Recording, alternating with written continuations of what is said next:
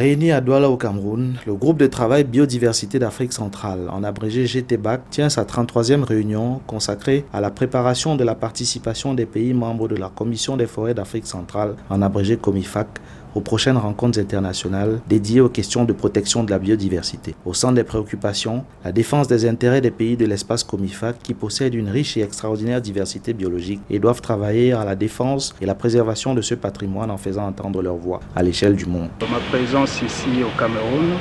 c'est pour prendre part à la 33e réunion du groupe de travail Biodiversité d'Afrique centrale. Et donc cette réunion est très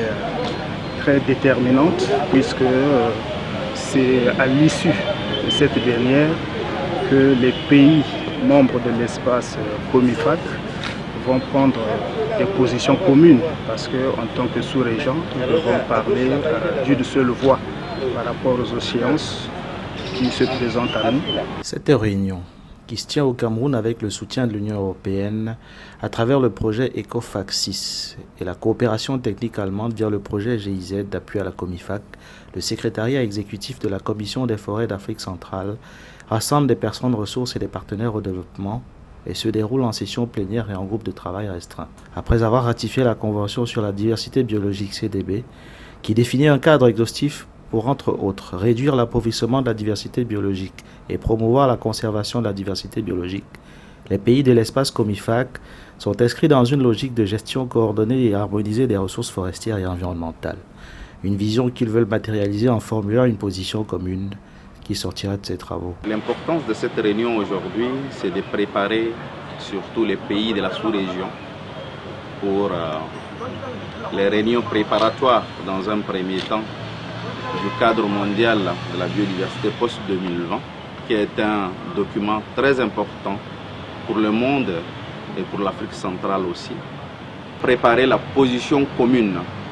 de la sous-région Afrique centrale sur le cadre mondial post-2020 en cours d'élaboration. Donc chaque pays, chaque région se prépare en conséquence pour défendre surtout ses intérêts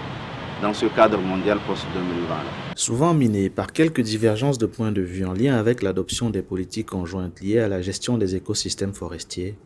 l'institution se présente désormais en rang serré et affirme son ambition d'impliquer de manière consensuelle les avis de l'ensemble des États membres ainsi que de leurs partenaires techniques et financiers que sont l'Union européenne, la GIZ et le projet ECOFAC 6 afin de parler d'une seule voix à la rencontre de Genève. L'importance de cette 33e réunion.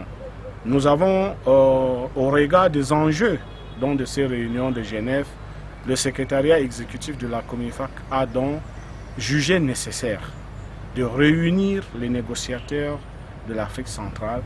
afin d'adopter des positions communes par rapport à tous les points qui sont inscrits à l'ordre du jour de ces 3 réunions qui vont se tenir à Montréal. J'en profite pour réitérer les remerciements de la COMIFAC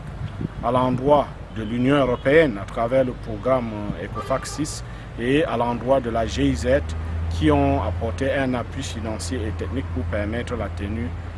de cette 33e réunion qui est une réunion hautement stratégique pour la COMIFAC.